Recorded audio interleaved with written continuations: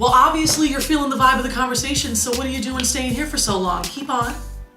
I have a question for both of you about that. Yeah. What, in your thought, what do you think affirmative action, what does that mean exactly? How do you define it? What do you think that law is? Okay, it could have changed, or it may have been manipulated somehow. But when I was starting off in my career, and which was in the 70s, what would happen is it was usually with the police, the firemen, and you'd have to take a test, and regardless of what I got, whatever you got was fine, and you went ahead of me.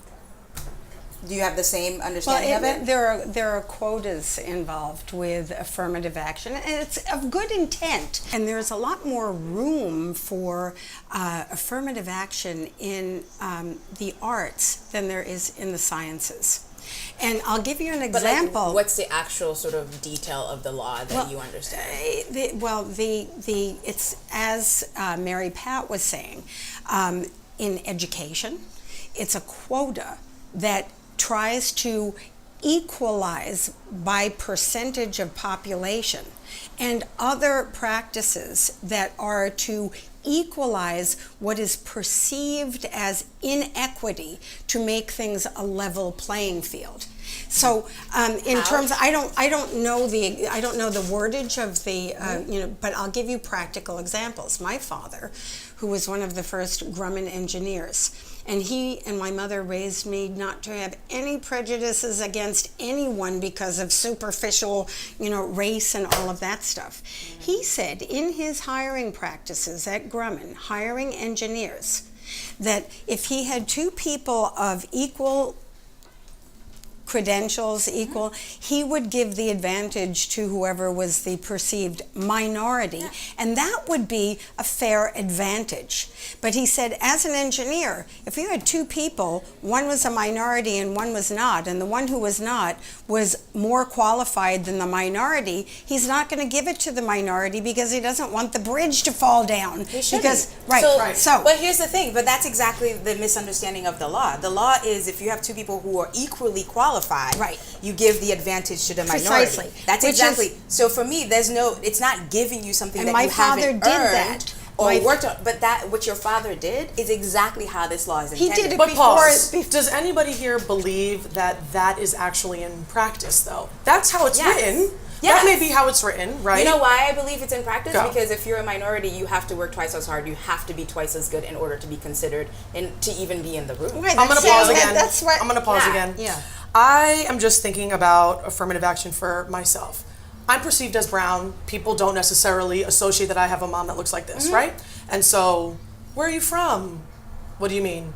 I'm from Jersey. No. Where are you from? I get that all the time. Right. Okay. So you see where I'm going. First of all, ask the right question. Okay. Second of all, Yes. What's your ethnicity is what you're looking for. It was suggested that I apply to up to 10 universities. Why? Honestly, I don't know. But I applied to 8 and got into all of them. Yeah. It's really, I am uncertain whether I got in because I put black on the... Well, you were academically qualified. If you're not academic, black. you're not going to be accepted if you're not academically qualified. Well, that's not Is that necessarily true? so. I don't know That's that to not be true. And necessarily so a question that I'll always have, truly, for the rest of my life is like, was I perceived as smart enough for these institutions? I know that I was, right? Well, there you go. I was in the top 20, let's be real. So so if you're in the top 20, there's no you weren't academically qualified. They're not going to come in or C student come into Harvard. Wait, that's not true. Well, that isn't That true. is not true. But here's the other thing, to kind of close, the reason I asked you guys that question is because we always have, this comes up a lot in terms of affirmative action. It's not fair, blah, blah, blah, blah. Nepotism is legacy and amazing and thing that happens in this country. Yep. Legacies. Yes, Legacies. absolutely. Yep. Kind of a thing. Vandy, Villanova. Okay. No one bats an eye about that. No one people has do. And ish. it's Miles Blumble. I mean, Not to the degree of affirmative action. It's funny to me that the people that need the least of a hand up get it always. Okay, hey, I play golf with this dude. Sure, my kid needs an internship, and all the way you're at the top. So anybody who doesn't have that access, who doesn't have if your parents don't move in those circles, you don't have that access. It's not even out there. It's not even like you had the opportunity to apply for it because it was never even put out there because somebody played golf with somebody else and whatever. And it's. Do you think it's impossible to get into those circles? I think if you're because it's not white. I wouldn't say and impossible. Impossible is nothing. I think it's Right. incredibly difficult but to get into those circles. But we don't really complain about that. Some grumbles, sure. I'm not gonna say like never, right? We don't really complain about that, but we go hard on affirmative action. And at the end of the day, it still is that the people who benefit from affirmative action are white women. And so it's funny that that's usually the one that's put at the forefront. Like, what was her name? Stay Mad Abby? Oh. The one who went to the Supreme Court and they were like, go sit down. You weren't qualified. Okay. Because she sued about like not being accepted because there were other people who were lesser qualified. But then like everybody in her class, there were people, other white kids who were lesser qualified that were accepted, right? And then she didn't go after that. That wasn't the premise of her argument. That would have been a better argument. Mm-hmm. She didn't go after that. So it's one of those things where it's just like, if you don't have access to those circles, if you don't have something that gives you a step up, okay, and it just says, I'm just as qualified as you, and I get the little extra, you know, it's kind of like if you're reviewing resumes. I went to Lehigh. If I see a kid from Lehigh, I'm going to give that an extra look because I'm like, hey. All right, there is a woman fellow Lehigh kid, blah, blah, blah, blah, blah. Right. That's kind of a thing. Water seeks its own level. Okay, where are you at on this? Is that, yes, whatever, everybody's Be saying, real. everybody's saying different things and they're basically accurate. This is what I found, which I thought brought this whole affirmative action into some crazy level, okay? When I was a guidance counselor, I worked in an inner city high school. And so the majority of the students were minorities, okay? So What minorities? Hispanics and blacks. And what happened is that Yale and Harvard came up with this swell idea. Oh, well, we'll go into the inner city schools and have those kids come here to Harvard and Yale. Does that make any sense to you? Because think about it. You don't have students who have the same type of experiences. They never left their county. They never left their neighborhood to then deal with or be roommates with somebody whose father has his yacht, 600-foot yacht, parked out there. So, or even was part of a military family and moved. Whatever. How is that person going to feel? How is that person from my high school going to feel being placed in a situation like this? Do you think they'll feel good, or do you think they'll feel inferior? Do you think they'll feel some way? Well, if you I can answer that because I went ahead. to a PWI. I didn't go to Harvard, but I went to a PW, a predominantly white institution. Okay. Deceased. Okay, didn't know that. Did you say GW or PWI? So I went to Lehigh, very white, very, very white. Yep. And I didn't know there was that level of Where white. did you say you went? Lehigh? Lehigh. Okay, Pennsylvania? Yes, I know people who went there, yes. I know a couple of people who Yeah. went there. Yeah. But it's kind of that. Like you go, I'm from Queens, New York City, very, like we had all shades of all the colors and all the countries. And like that, my high school had like the minorities were the white kids. Okay. Not that there weren't any, but there were like 5 of them. Okay. But we had everybody else. Okay, and I was like in the pre-med program at my school, so I was always running with the smart kids. So I was like the nerd. Oh, we have these pathways. We had the in New York in New York City you have pathways. So it's like I was with the smart crew. So you have the smart crew that's kind of doing that. Like we all kind of went to good colleges. Like a bunch of us are doctors. I didn't do that. Not you particularly. those in your circle. I was like, oh wait, this whole doctor thing. Nah, yeah, I'm good. But I mean, you do have all that stuff, but here's the thing: it's if you live in these United States of America, and there's always kind of the kids who go to like HBCUs. How did you feel at school? How did you feel at Lehigh? It was weird. It was weird. It was. Did you fit in with the others? Did you have the same kind of experiences as your roommate or the girl upstairs? I'm going to tell you the story. So I roomed the roommate I had freshman year, and they put us together because on paper, we look, on paper. Right. It looks synonymous. Both Catholics, both played softball in high school, both had similar interests. I get in the room with her. She's like, "You're the first black person I've ever met," and I was like, "I'm sorry. Oh, is that a thing?" Right. You didn't even know. I didn't know that was there a were thing, people 'cause I that come hadn't come across. I didn't know there was people that had never interacted with black people in their lives. Right. Well, where was she from? She was from down the street. Bethlehem is where Lehigh is. Oh. And Nazareth. She was from Nazareth. She's in Pennsylvania. She was like Nazareth, She Pennsylvania. was like 15 minutes away. I mean, she came, stayed on the dorm, whatever, but she lived 15 minutes away. And I was her very first and I'm sure. And lets you know. And it lets you know everything. But it was weird. It was kind of didn't love it. It was a love-hate thing for sure. But guess what? When I left Lehigh and went into corporate America, guess what? It was the exact same thing. It was the exact same thing. I was dealing with people who had very different experiences. I was dealing with people who were trust fund kids. I was dealing with people who had never been around black people and etc. So to a certain extent, how did you get along with her as a roommate?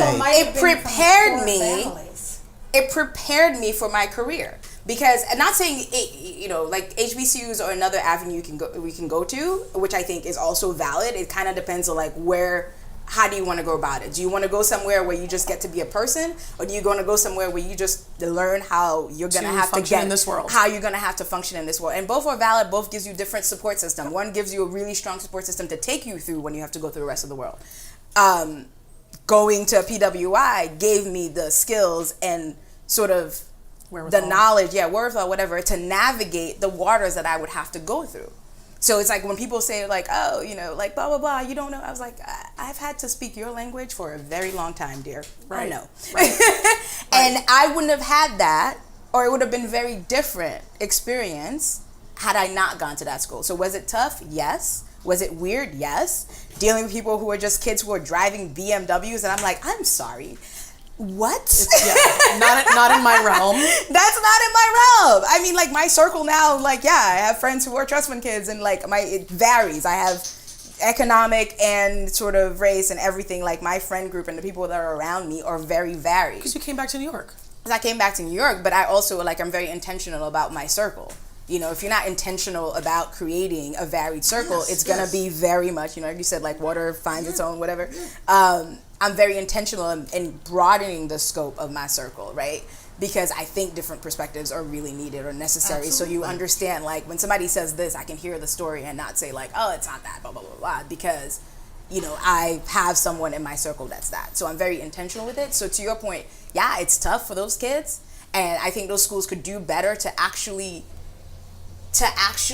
support them, integrate them, to help to bring them up. It's hard to go for kids who are like, oh, like if I'm not doing well in this class, my parents can drop a few grand and get me a private tutor, and you're like, so that's I don't never gonna happen for have a few grand. Right. You know what I mean? Yeah, so, but that's kind of the thing. It's like private tutoring is not necessarily all it's cracked up to be. I just brought I'm not saying whatever. I'm just saying opportunity. But what I'm saying, opportunity again has a lot to do with the person's temperament.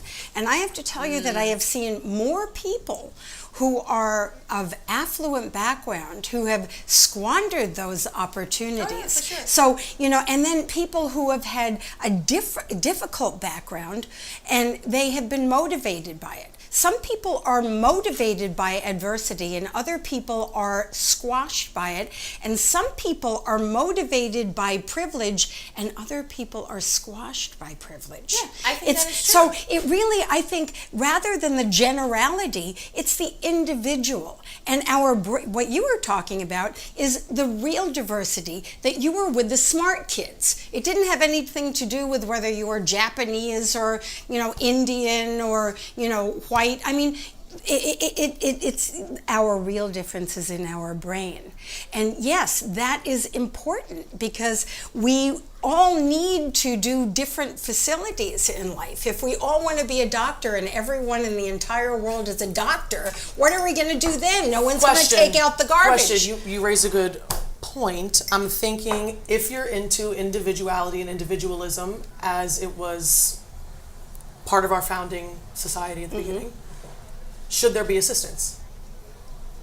take that as you may. Okay, well, I'll give you. You know what I mean? But Vicky, I'll give you. I'm much more from the community aspect versus Well, yes, individuality. and that's exactly Community. it. I You know, think that's what community we were is talking needed. about in the beginning. About That's what I the missed from founding growing up, fathers is the community. Separating what is federal, and then on the local and state level less, local level more, we even know what the needs are. And, you know, this goes back to another economic situation. I would be for flat tax.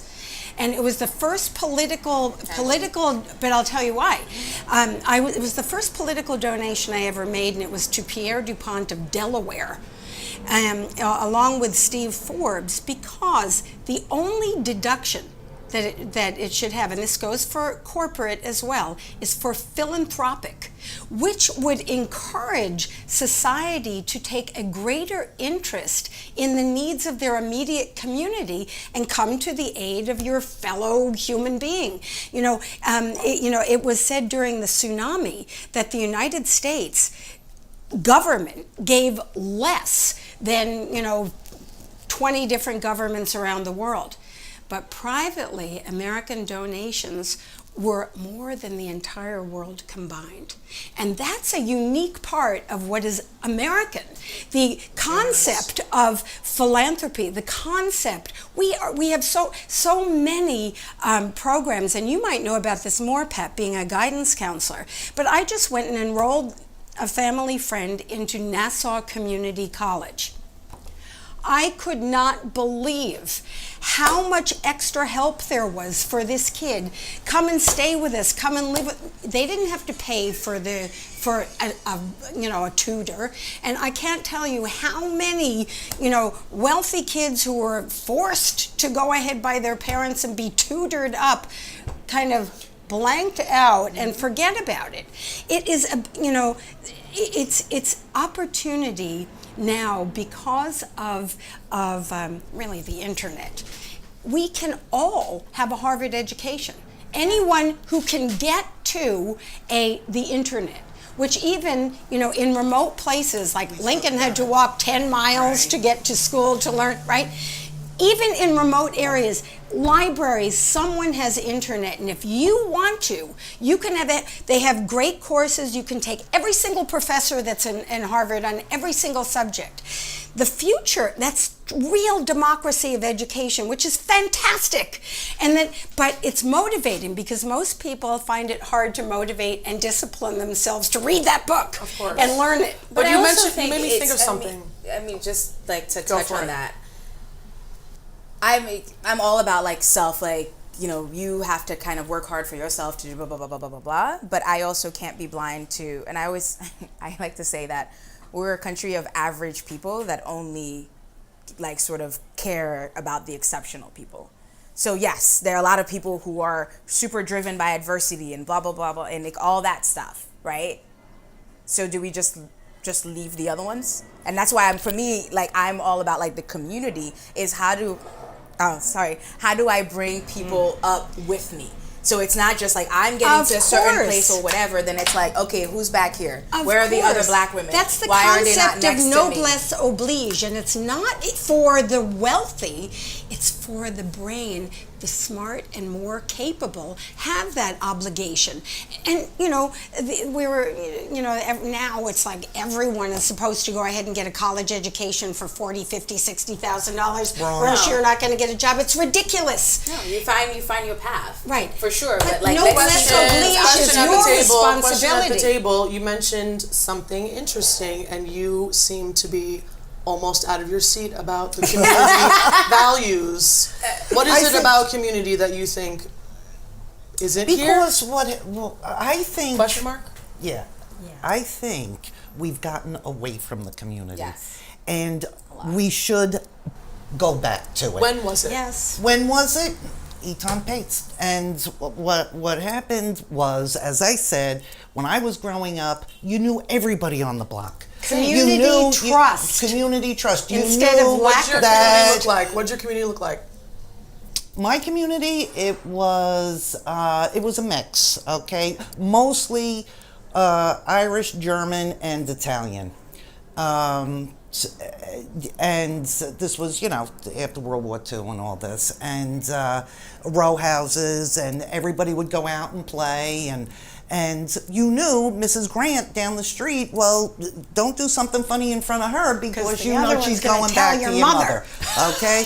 So it actually kept you in line. Right. And it also kept you into what you were referring to was we had a Jack across the street, and he was an engineer, and he was one of the ones who helped build the Holland Tunnel. And it was like, Jack, I don't know anything about algebra. Can you help me? Come on in, sit down. And this is what you would do. And he went to Brown University, so he knew people from there and blah, blah, blah, blah, blah. But you went and you relied on the people right there in your community. And of which we no longer have.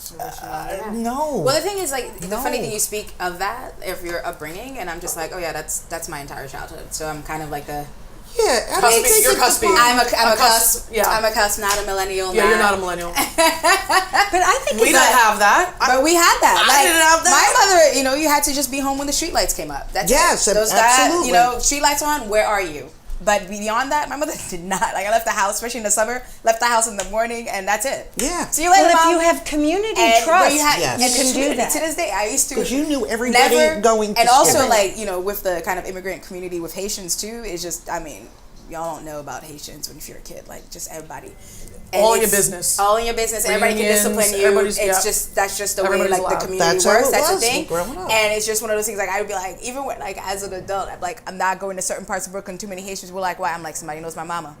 And, like, your mom would get a phone call. I have a cousin who, she was in college. Her mom was in Haiti at the time.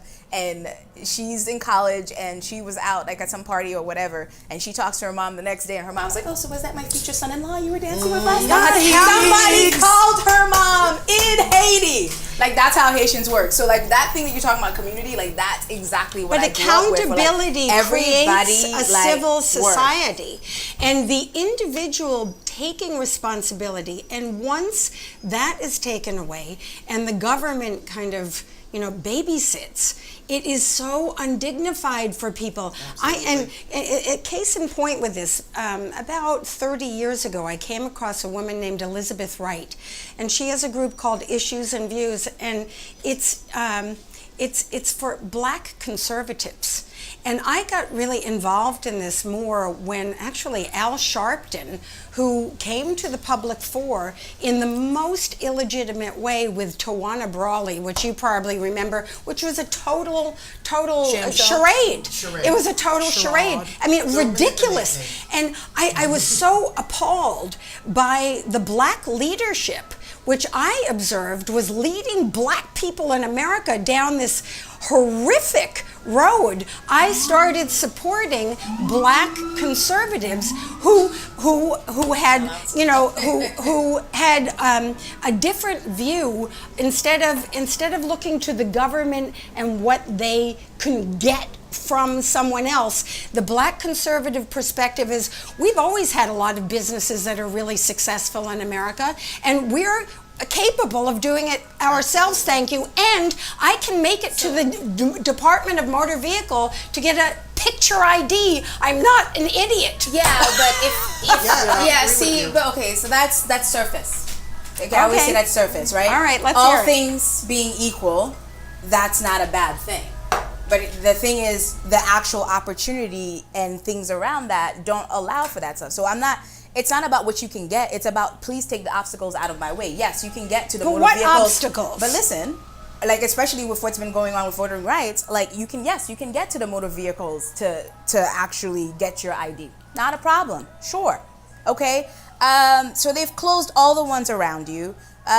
You have shift work. If you don't go to work, you don't get paid. You're earning what you need to pay your bills, and now you have to travel 2-3 hours. Election Maybe you don't day have a is car. a holiday. No, it's not. Yes, For who? it is. Election day. Election day is not a holiday if you are a shift worker. No, absolutely if not. Even if you're not a shift worker. That's if you work, I come from families. For schools, it's like half days. You know what I mean? So it's like you have to take time for work. You have to do all of these things. I would be pro having a national election day holiday. Make it a holiday. Absolutely. But you can vote on the weekends. Right. You can vote online. That's great. I agree with you. For people to do. You can write and vote. Send it in. But That's what for I me, do. people should be accountable for who they are. People can be accountable for who they are, but you cannot tell people, you cannot tie somebody's legs, tie their hands behind their place, and be like, I don't understand why you're not making it. Are those ties today? Are those ties current? Those ties are absolutely today. I'm gonna give you a couple of books after this for you to read, and then let's take this back up again. Okay. Because it's so much fun. It's so much fun because I want everyone to vote. I want everyone to vote too, because we need to get people to sit. We ran through this. We are runners. I want to pose a question, and we're going to go around this time. Okay. What? No, this is great. We going to start. It's not a hard question. Depends what the question is. It's not a hard question. If I want to go first or not. Oh, well. The question is this. She's like, no inside information because she's your daughter. LOL. What can the U.S. learn from other countries? Question mark. Try to give me one thing. Don't get crazy. So everybody think about that question. What can the U.S. learn from other countries? Other cultures. Other cultures. If we're utilizing semantics, there are cultures within countries, sure, if that's preferable. And if it's faster for you to respond, or easier, what can other cultures learn from us? This is a dual-sided question, everybody at the table. That means one of these things has to be improved. Yes, of course. So there's always constant improvement, wouldn't you say? I know. Yes, I understand that, but I gotta think for a second. I have two quick answers. One, we can learn from experience that socialism doesn't work. Well, that's absolutely right. And it decreases the quality of life for everyone. And it's an economic situation, and that has been proven in countries where it's shown. Venezuela. And two, secondly, culturally, I was 8 and 9 years old when the World's Fair came to New York City, and it did everything for me that the World's Fair was supposed to do. FYI, that was in Queens. Yes, we recall that was in Queens. So it brought the entire world to me. It brought clothes of all nations, foods of all nations, music of all nations. It immersed me in such an exciting aspect of diversity, which was extremely exotic and appealing to me. But what I feel also the World's Fair did was to bring us together. Again, this whole concept of celebrate diversity in private time, but in public we have to emphasize common humanity. Okay. That's it. Thank you. I think we can learn the concept of community from others. So in terms of saying like socialism doesn't work, socialism in the case of like Venezuela, absolutely not. But like the way Europeans have applied socialism, where?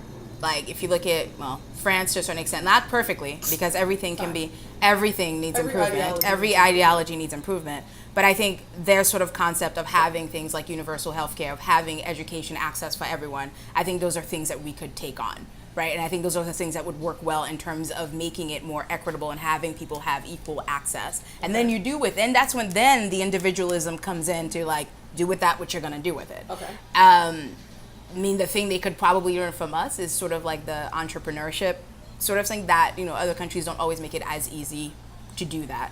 Although, like what Estonia's doing, we should watch what those guys. Estonia actually, regarding remote, actually, yes, I am a bit aware. Estonia's doing, I don't. Anyway, thank you, ladies. This is a ladies' table. If it wasn't evident, wasn't supposed to only be, but everything happens for a reason. Yes. So I appreciate you very much. This was really fun. Thank you. I'm glad you had fun. Things got a little hot. I'm hot, but I like it. I mean hot for like actual hot. Right, because there's no fan. So it's fine.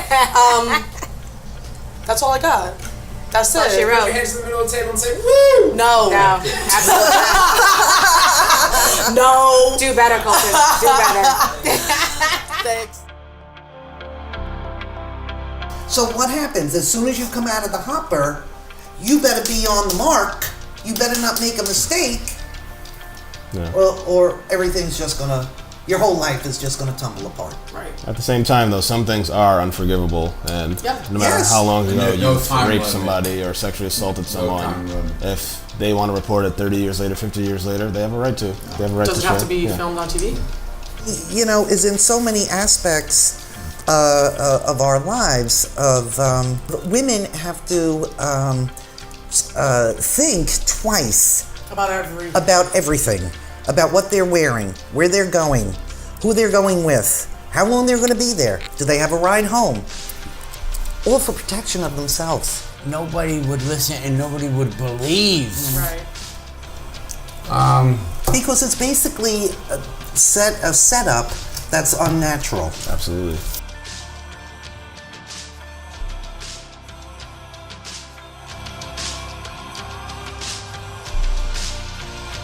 So we just wrapped our convo and it was excellent. We hope you liked it. Make sure to like, subscribe, follow YouTube, Patreon, Instagram, Facebook. And yes, you'll see this ending a lot because who doesn't love a little consistency, and we wanted to do it one time, so let's do it.